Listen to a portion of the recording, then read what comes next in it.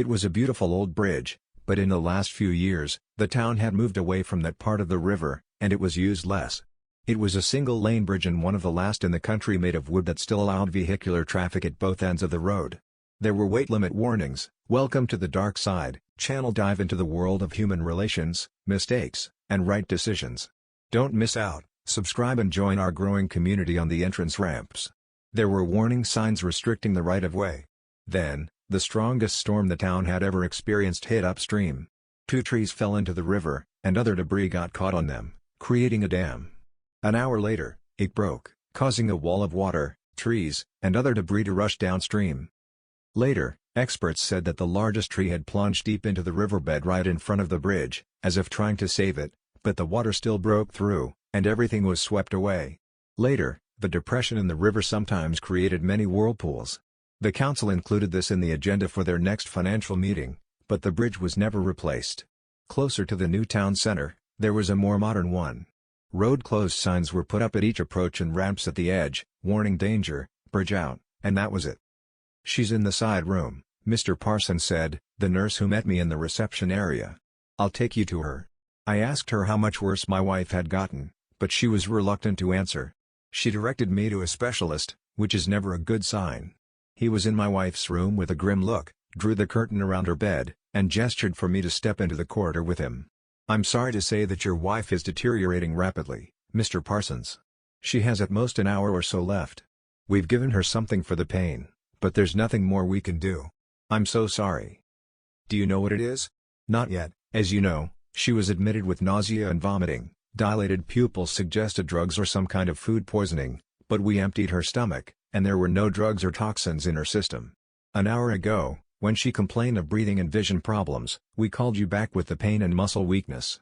I'm afraid she's near the end. A few more tests, and we might find out what it is, but we don't have the facilities of a city hospital, and test results take time anyway." "Can she be transferred to the city?" "No, her condition is deteriorating quickly, and now she's too weak to be moved. But it wouldn't make any difference here or in a better-equipped hospital. I'm afraid she's beyond saving. It's better to keep her here in relative comfort than risk her dying in an ambulance." "So, what exactly is killing her?" "I'm afraid we don't know. Food poisoning still seems most likely, though. She said she only had a cheese salad today. You'd better prepare for the worst. It's very bad when I find out the cause of death only after an autopsy, but unfortunately, that's our situation right now. Is there nothing more that can be done?" "Nothing, I'm sorry, Mr. Parsons. I know you have many questions, and I'm happy to tell you everything we know, but not right now. Your wife has come to, perhaps not for long, and is asking to talk to you." I returned to her room and drew back the curtains around the bed. There was a chair next to Margot's bed. She was sitting up with an IV drip in her arm. She looked terrible. "Mrs. Parsons wants to talk to you, sir," the nurse said. "I'll leave you, please press this button if you need anything." She hurried to the exit. "Is that you, Liam?" "Of course, darling. Sorry, my vision is blurry. I don't think I have much time left." "Nonsense, you'll be back on your feet soon." Her smile said, "We both know that's not true." "Sit down, love," she rasped. "They say confession is good for the soul. I have a lot to tell you, so I better hurry." "Okay, go ahead," I encouraged her. "Liam, I'm so sorry, but I've been having an affair for the past 6 months. I know you'll be angry, but I won't tell you his name if I do. You might beat him up or something and end up in jail. I understand. You don't seem very upset. Well, you seem to think you're on your way out. Better if I just stay calm for now and let you get this off your chest." "Very well." She tried to take a deep breath but ended up coughing. "I first met him during one of my Thursday evenings with Babs. We always went to the hotel for cocktails and a chat. He travels, works as some sort of salesman, and stays there on Thursdays every other week. The hotel is it, the one right across the river from us?" "That's the one, though it's a long way around now that the old bridge is gone," Margot continued. "It all started so innocently. He invited us to dance, first me, then Babs. He was interesting and a lot of fun. We started meeting him every 2 weeks, but when it became clear he was more interested in me, Babs stopped coming. She told Malcolm she was still meeting me but started going to the wine bar with the girls from work, and I, of course, told you I was meeting Babs. I'm sorry. I never meant to hurt you. I just got carried away." She began to cry. Come on, Margot, no tears. What's done is done. Water under the bridge. Well, in our case, over the bridge. We can get through this. You just let it all out. Thank you, dear. Soon it turned into dinner and dancing, then we started going to his room to make love. I admit it was fun and exciting, but I've never loved anyone except you. Thank you. He always said everything was fine at the hotel, but he missed home-cooked meals. We often joked about what a good cook I am. Of course he couldn't know that, but it still flattered me. And recently, you told me you would be gone all Thursday evening, so you invited him over for dinner to cook him something homemade. Yes, pretty obvious, I suppose. I made dinner for him and bought a bottle of red wine. He doesn't like beer, and as you know, I only drink gin and tonic. He stayed the night. We slept in the guest bedroom. We never did it in our bed, never. And again, last night, yes, and no. When you said you had to stay the night again, I invited him over for dinner. Then you called and said you were suddenly heading home. We panicked, and he drove back to the hotel. You arrived an hour later, and that's when I decided I'd had enough. I was going to tell him it was over, though it seems I won't need to now. Almost getting caught scared me and made me realize how much I love you. I see. Do you feel better now that you've confessed? Emotionally, yes. I just couldn't go to my grave without telling you the truth. But physically, the pain is getting worse. She shifted position and grimaced. I'll ask the nurse for another painkiller later. Just hang in there, darling. You've said your piece, and I've listened. Now you need to listen and not worry, okay? Margot drooled, and I wiped her mouth. She reached for a glass of water, and I grabbed it before she could knock it over. Once she took a sip, I placed it back on the bedside table and began. I suppose I should start by saying that one Sunday morning I was at the newsstand. I was looking through gardening magazines when I overheard your friend Babs. It's strange where the most innocent conversation can lead. Margot frowned, looking confused. Babs didn't see me, so she couldn't know the effect it had. Yes, we should meet up and chat. It's been too long. Babs was talking on her mobile phone. 5 years, I guess. Guess it must be. Of course, it's not like you come to our neck of the woods often. When are you due back? I was curious who her friend was but wasn't really paying attention. Then Thursday evening would be best. I'm meeting the girls from work there anyway. I could check with Margot, but don't hold your breath. She's usually very busy on Thursdays, if you know what I mean. Margot looked puzzled. You didn't get it, it's probably the painkillers clouding your mind. Please call the nurse, Liam, the pain is getting worse, she added, her voice strained. Later. Listen, Babs isn't supposed to be free on Thursday evenings. That's the day she meets with you. She began coughing again, and everything became clear. On Thursday, I followed you to the hotel and had a couple of beers while watching you have dinner with your lover. She turned pale now, she looked her age. It was easy enough to figure out it was Ed Donnelly, so the attempt to hide his name was unnecessary. I saw you go to his room together. You knew. Why didn't you let me confess? And why didn't you do anything? Because I wanted to hear you out. You distinguished between love and sex, and that's right, but you said it was just sex, and that's a lie because it was more than that. It was humiliation and betrayal of the worst kind, Margot. As for why I didn't do anything, I did. She grew even paler. What I got was revenge on both of you. I often take walks along the river when the water level drops. After the storm, I came across something unusual and brought it back to the greenhouse. What was it? Wait, then I figured you'd prefer the comfort of your own home for your dirty affair, so I came up with the Thursday night plan. Then I watched the house, so I know you spent the night in the guest room. What are you going to do? It's already done. The next day, I checked the house. Amazing what you can find when you know what to look for. Black panties and matching stockings in the dirty laundry, not the kind you usually wear, but best of all was the large pitcher washed and left on the drying rack. We only used that for red wine, which led me to the empty bottle at the bottom of the trash can. I'm sorry you had to find out this way. Don't be, I'm no martyr. It was the best fun I've had in years, and now I'm going to get rich. Get rich, well, richer than I would be after a divorce. The house, my salary, savings, pension, splitting all that seemed unfair. You sleeping with some traveling salesman, then using me in divorce court. Margot coughed again, then shuddered. She tried to speak but struggled to make any sense. We're moving into the final phase, difficulty speaking. Soon you won't even be able to tell the medics what I said. She reached for the call button, but I pulled her hand away. Was making love good last night when he came to the house? Her eyes widened. I thought so. I didn't leave, I just slipped out while you were getting ready, probably putting on your lingerie. It took just a few minutes to slip a couple of pills into the wine decanter. Hypno, a friend of a friend got me some. Very convenient that your stallion hung his jacket in our hallway. This allowed me to steal his keys and unlock his car. I returned, put them back, and watched you start having fun while the lasagna was baking. Margot turned even paler, and her eyes began to glaze over. "Stay with me a little longer, darling," she whispered. Then, I waited in the study while he knocked back a glass or two. Afterward, I slipped out, got into the back seat of his car, and called you from my mobile. I told you I was heading home. He rushed out, fumbling for his keys. He jumped in, not even noticing the car wasn't locked, and he didn't notice me behind him. I let him drive down the road a bit, just in case you were watching to say goodbye. By then, I covered his mouth with a gloved hand and yanked up the handbrake. I had to take control of the car. By that time, he was already starting to lose consciousness. She tried to speak, but she was fading fast. Long story short, I maneuvered past the police barrier and somehow he drove straight into the river. You know, the deepest part upstream from where the bridge used to be. The driver's side window was open, so there was no air pocket. The river is quite fast there, creating small whirlpools where the tree plunged in. His car was completely submerged.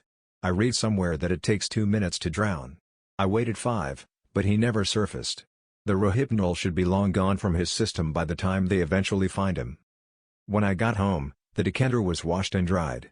I think I didn't notice the lasagna for 2 at the bottom of the trash can. Then tonight, I made you that lovely cheese salad. That's where my river find came in handy, water hemlock, no known antidote. I'm told it tastes a bit like parsley. They might suspect foul play, but I'll tell them you made the salad, that you went for a walk by the river. Who's going to argue? She panicked, and her body convulsed from the waist up. Ah, the progressing paralysis of the limbs. I read about that from a layman's perspective. It's all over when it reaches the heart, but don't worry, I'll stay with you until the very end. She coughed again, and it was her last cough. Thank you for watching the first story. We have prepared another one for you. Enjoy. Have you ever seen a dead body? I don't mean one laid out beautifully in a coffin at a funeral home. I mean someone who has just died, with that awful stillness that comes over a body when the soul, spirit, life force, or whatever you want to call it leaves. I'm a police officer in a small town, and I've never even investigated a murder, let alone seen a murder victim. But I've seen plenty. My story begins with me coming home from work, not early, not late, just at my usual time. It's midwinter, so I used the remote to open the garage door as I pulled into the driveway. My wife's car was there in its usual spot.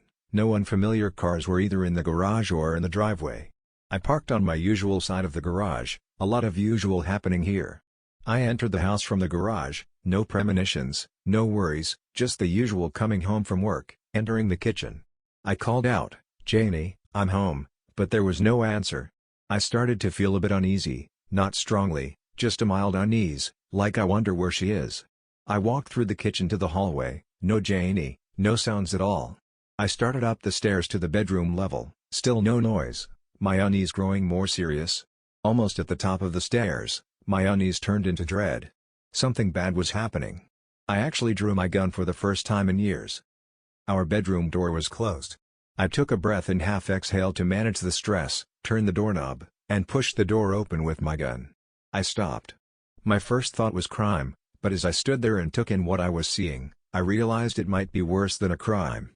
My wife was lying in our bed with that awful stillness that comes with death. I could have rushed over to her, hugged her, and shaken her, and maybe found she wasn't actually dead, just asleep or maybe unconscious. But next to her, just as still, was a man. I didn't go to the bed, I went to the windows and threw them both wide open, despite the midwinter weather. Then I turned off the propane heater that my wife had probably turned on to keep them warm while they did whatever they were doing. I did check my wife's carotid artery, just to make sure, no pulse. I didn't touch the man, didn't go to the other side of the bed. I was in shock. It felt like I was moving through water or masses, slow and heavy. My mind was a jumble of despair and trying to think like a cop should when he finds 2 dead bodies. I stood there with my arms at my sides, struggling to look at my wife without seeing the jerk next to her. When my brain started functioning a bit better, I realized at some point I had holstered my gun. That realization kick-started my brain. I left the bedroom and went downstairs. I couldn't call my partner. He had just gotten home from work and couldn't help with this mess. I mean, why ruin his evening? I decided to call my boss, Captain Caparelli, of the detective division. "Dave," I said, and thought, as I had a million times, that David was a strange name for an Italian kid.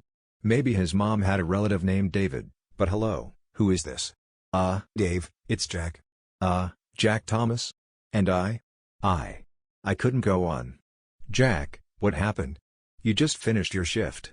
Did you get home okay?" "Yes, Dave, listen, I need you to come to my house with a team. You know, like an ambulance. I guess a crime scene unit, but no sirens, just quietly, you understand." I knew my voice didn't sound very coherent. "No, Jack, I don't understand. Now, take a deep breath, exhale a bit, and tell me what's going on." I almost laughed, hearing him remind me of the stress relief technique we were all supposed to practice when needed. "Dave?" "Yeah, okay, listen, there's been an accident at my house. It's just come to my house with a team." "All right, Jack, I'm on my way." I think the sound of my voice convinced him something serious was happening. I just sat there in the living room, waiting for the circus that was about to descend on me. And that bedroom upstairs, I couldn't go back up. But I managed to open the front door. Captain Caparelli walked in a few minutes later, followed by 2 uniformed officers, 2 paramedics, and a guy I knew was our local crime scene investigator. Dave raised his hand, and they all stopped. Then he walked over and sat next to me. "Jack, before we go any further, how about handing me your service weapon?" I looked at him in surprise, but then I realized I shouldn't be surprised, given my incoherent phone call. He probably wondered what I might have done. "Sure, Dave, here it is," I said, handing it over. "See, it hasn't been fired. In fact, I've never fired it on duty." "All right, thanks. Now, could you tell us, or maybe show us, what's going on?" I stood up, feeling about 100 years older than I had an hour ago, and led him upstairs. And again, he motioned for the others to wait. We reached the top of the stairs, and I gestured for him to enter what used to be our bedroom. I would never sleep there again, and neither would Janie, so it wasn't our bedroom anymore. I had recovered a bit from the initial shock and followed him into the room. "Dave, this is Janie, you might recognize her from the department parties. I don't know who that bastard is. I came home from work, went upstairs, and found them like this. The heater was running. I turned it off and immediately opened both windows, that's why it's so cold in here. I didn't touch either of them except to feel Jan's carotid artery to check for a pulse. There wasn't one. Then, I left, went downstairs, and called you. I think I was in some shock when I called, and I apologize for that. I think I'm still a bit in shock, but I'm managing. I know you need to process this scene. I'd like to wait downstairs. I really don't want to stay up here." "Jesus, Jack, hell, yes, go downstairs. Wait, I'll go with you and get the team to handle this." He gathered everyone, and they started their work. Sometime later, the ambulance arrived with 2 stretchers for the wrapped bodies. Someone took the heater, probably for testing. Dave sat next to me again. "Jack, I know this is a terrible time for you, but I have to ask, do you know that man? I mean, the man upstairs." I tried not to look at him, not very professional of me, but no, I don't think I've ever seen him. "I'm going to show you his driver's license, just the part with his photo, and ask again if you've ever seen him. Do you know him?" I really looked at the photo, actually studied it, not to recognize the bastard but to try to see what Janie saw in him. But I couldn't see anything. "No, Dave, I've never seen him. I don't know who he is, and maybe worse, I don't see any magic, any attraction, nothing that would have drawn Janie to him." That's when I started to cry, crying in front of Dave and the crime scene guys. I tried to stop, knowing they would spread the dirty story all over the department, knowing people would pity me while whispering about how I couldn't satisfy my wife, how I was a cuckold. At some point, my partner Mike Blankenship and his wife Molly showed up. Dave disappeared, and Mike and Molly sat with me, gave me something to drink, and finally led me to the kitchen to try to get me to eat. No one spoke much, they just sat with me. Molly held my hand, and they both said it would be okay. Eventually, they kind of lifted me up and walked me to their car. We drove to their home, where Molly gave me a sleeping pill, and they put me to bed in their guest room. I had never taken a sleeping pill before, and I think the pills caused me to have strange dreams that night, dreams about Janie and me, Janie and the jerk, Janie and some other man. Eventually, The pills wore off, and I woke up early on that dark winter morning. I lay there thinking about my now-dead marriage, wondering why Janie cheated, how long it had been going on, just with that one jerk, or with others, with many others. Bad thoughts that come in the dark, in an unfamiliar house. Did she love that guy? Was she planning to leave me? We had been married for 10 years, no kids, neither of us were really into having children. 4 months ago, we went on a Caribbean cruise to celebrate our 10th anniversary. I thought we had a great time, and I know we had lots of lovemaking. We even went skinny dipping on a beach in St. Martin. Janie was teasing me later that day, back on the ship. We took a shower together after our shower, and the lovemaking was incredible. Janie seemed like she couldn't stop, finally crying out, "Jackie, Jackie, Jackie, you've killed me. I'll never be able to get out of this bed." Funny choice of words, in hindsight. And now, in the Blankenship's guest room, I cried again, remembering that time on the ship when Janie had recovered a bit. I took a brush and started brushing her hair, which I rarely did. For me, brushing her hair was even more intimate. Brushing her hair somehow struck a chord in me. I remember that day on the ship, running the brush through her hair, untangling the knots formed after we had rolled around on the bed, and I cried because I loved her so much. And now, lying in the dark, I cry again because I know it's all gone, and maybe it never was. Eventually, I heard sounds in the house, got up, took a quick shower in the bathroom, put on the same clothes as the day before, and shuffled into the kitchen. Molly was already there, making breakfast with the coffee ready. She didn't say anything, just hugged me, and it was exactly what I needed. The feeling of a warm woman's body, her arms around me, and the smell of her hair gave me more comfort that morning than any words could. We stood like that for a minute or so, then she gently pushed me away. "Have some coffee, Jack, and get some breakfast. I think you need both this morning." "Thanks, Molly, you're right. I probably haven't eaten since lunch yesterday. Oh, and Molly," she turned away from the stove to look at me, "thank you for the hug. It means a lot to me." "Well, Jack, you mean a lot to me too, and to me, partner," Mike said, walking into the kitchen. "I know you've just been dealt the worst hand life can give, but I also know you're a tough guy and you'll get through this." After breakfast, Molly and Mike didn't go to work. They took me to a nearby park. Mike tricked me into kicking a soccer ball around with him, then Molly tried to get me to play tennis, but eventually, they gave up trying to distract me. We sat at a picnic table, and I just looked at Mike. "All right, partner," he said, "it's obvious that fun and games aren't working. So how about I give you the news about yesterday? Would that be better?" "Mike, you know it would. I need information, not distractions." "Okay, I called the office early this morning and I'll relay what they told me." The guy's name was James Johnson. He was an executive at a lumber export company, and his wife is a homemaker who takes care of their 2 kids, 10 and 8 years old. She had a breakdown last night when Robert. You know Robert, right? I nodded. Robert UL was our best officer for delivering death notifications. Well, he and the pastor went to their house to break the news, just a notification and cause of death info, and she lost it. I think she eventually calmed down a bit, her parents came over, and they, along with the pastor, left. Then things must have gotten really interesting. The TV news was already running a story about a faulty propane heater, and 2 people, not married to each other, were dying from carbon monoxide poisoning. Mrs. Johnson must have seen it because she freaked out. She started berating her husband, well, her dead husband at that point as it happened. She started throwing his things onto the front lawn, and about then, his parents showed up, probably unaware of the TV news story. She lashed out at them, I think for raising such a rotten son. Someone called 911, and a patrol car arrived. Then she really lost it, grabbed a knife from somewhere, and tried to stab one of the responding officers, who happened to be a woman. The responding officers must not have known about the earlier event because one of the 2 patrol officers dazed her. This led to her parents getting involved in the altercation, and more cops were called. And, of course, a TV news van showed up. Eventually, enough higher-ups arrived to calm things down. No one went to jail, and I understand apologies were made all around. Jesus, what a show. I had no idea what you meant by a bad show. Yeah, the captain asked me to keep you away from the office for a few days until he calls and says you can come back. We're both on full pay right now, so that's good.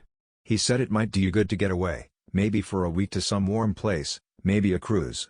Yeah, I feel like going on a cruise right now. Well, he thinks it might help you to get away from this mess, Give you some time to get over what your wife did. You know, Mike and Molly, you guys are great friends, and I know Caparelli means well, but I need to stay here. I can't process what happened if I'm off somewhere on a cruise ship. Besides, I couldn't tell them about my last cruise with Janie and how I cried about it last night. I'll call Caparelli tomorrow and tell him I plan to stay here, sort things out, and come back to work when I'm ready. And that's what I did. I got a temporary apartment. I just couldn't live in that house anymore. I tried to sell it, but the realtor, a buddy's wife, told me the house had a hard time selling when there was an event there. She suggested I rent it out for a while and then she could sell it when the story was old news. I ended up renting it to a young couple who had decent jobs but no money for a down payment. Maybe they could become my buyers in the future. The coroner's inquest was exactly a month after the 2 deaths. I had to testify along with Caparelli and the other guys who were there that day. The verdict came down: accidental death by carbon monoxide poisoning due to a faulty propane gas heater. It turned out the heater had been recalled for its defects, and the manufacturer had declared bankruptcy. I suppose due to the number of deaths attributed to the heater, Janie and I missed the recall notice and never thought about the dangers of using the heater. Due to the bankruptcy, any claims I might have made against the heater manufacturer were useless. But there was some good news from our insurance department. The department covered all employees with a $500,000 life insurance policy and deducted $12 monthly for the same coverage for our wives. Plus, there was double indemnity for accidental death. This meant I received $1 million tax-free. I never learned the details of Jan's affair with that jerk, how long it had been going on, how they met, how it started, what they felt for each other. The last unknown was the worst for me, what they felt for each other and what it meant for their spouses. According to rumors, the jerk's widow was a real piece of work, trying to blame everyone but her husband for what happened. Maybe he wanted to leave his wife and was trying to convince Janie to leave me. Or maybe Janie and the jerk had already decided to leave their spouses and run away together. Or maybe they were just hot buddies. Who knows? That will haunt me for a very, very long time. For now, I just go to work and hope for a better future.